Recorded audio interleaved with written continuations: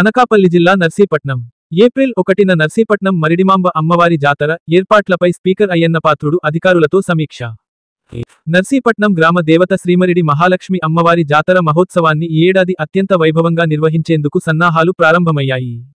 ఈ మేరకు మంగళవారం అమ్మవారి ఆలయ ఆవరణలో స్పీకర్ చింతకాయల అయ్యన్నపాత్రుడు ఉత్సవ ఏర్పాట్లపై ఆలయ కమిటీ సభ్యులు, అధికారులతో ప్రత్యేక సమీక్షా సమావేశం నిర్వహించారు. ఈ సందర్భంగా స్పీకర్ అయ్యన్నపాత్రుడు మాట్లాడుతూ వచ్చే ఏప్రిల్ 1వ తేదీన పౌర్ణమి అమ్మవారి జాతర జరిగే అవకాశం ఉందని తెలిపారు. నర్సీపట్నానికే తలమానికమైన ఈ పెద్ద పండుగకు దేశ విదేశాల్లో ఉద్యోగాలు చేస్తున్న స్థానికులు మరియు భక్తులు పెద్ద ఎత్తున తరలివస్తారని పేర్కొన్నారు. పండుగకు ఇంకా 3 నెలల సమయం ఉన్నందున ఇప్పటి నుండే ఆలయ అభివృద్ధి పనులు, రంగులు ఇతర మరమ్మతు పనులను వేగవంతం చేయాలన్నారు.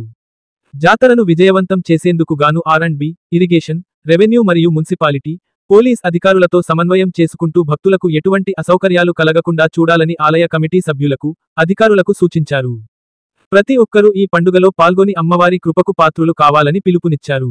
ఈ సమీక్షా సమావేశంలో 23 ward TDP incharge Nerella Rajesh, market committee chairman Gavireddy Venkataramana, Telugu Desam party పట్టణ ప్రధాన కార్యదర్శి Lalam Muralikrishna, cooperative bank chairman Ruttala Krishna, Durga Malleswari ఆలయ కమిటీ చైర్మన్ నాగేంద్ర రాజు, నూకాంబిక ఆలయ committee chairman Koruprolu Srinivas, TDP councillor Dhanamireddy Madhu, మాజీ కౌన్సిలర్లు, గ్రామ పెద్దలు, వివిధ శాఖల అధికారులు పాల్గొన్నారు.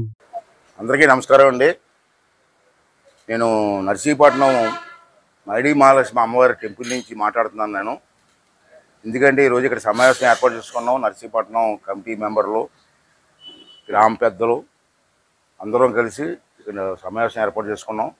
కారణం ఏంటంటే రేపు మార్చ్ అంటే ఏప్రిల్ 1వ తారీఖున మీ అందరికీ తెలిసిందే మైడమ్మ పండగ జరుగుతుంది. పౌర్ణమి నాడు మధ్యలో ఒక సంవత్సరం ఉండదు. ఈ సంవత్సరం వస్తుంది 1వ తారీఖుని. 1వ తారీఖు 2వ తారీఖు చూడాలి. ఇంకా పండితులను అడగాల. ఆ పండగ చాలా పెద్ద, నర్సీపట్నానికి చాలా పెద్ద పండగ. ఈ పండగకి దేశ విదేశాలలో నుంచి మన వాళ్ళు ఎక్కడ ఉన్నా ఈ ఊరు వాళ్ళు ఈ పండగకు వస్తారు. మా నర్సీపట్నానికి పెద్ద పండగ ఈ పండగ. అంచేత ఇప్పటి నుంచి 3 నెలల నుంచి కూడా ఎక్కడెక్కడ ఏర్పాటు చేయాలి, ఎలా చేయాలి, టెంపుల్కి చిన్న చిన్న పెయింటింగ్స్ కానీ ఇవన్నీ కూడా ఎలా చేయాలని చెప్పి ఒక సమావేశం ఏర్పాటు చేసుకున్నాం. ఈ 3 నెలలు ఇవన్నీ బాగు చేసి పండగ రంగరంగ వైభవంగా చెయ్యాలని కొన్ని పెద్దలందరూ నిర్ణయం తీసుకోవడం జరిగింది.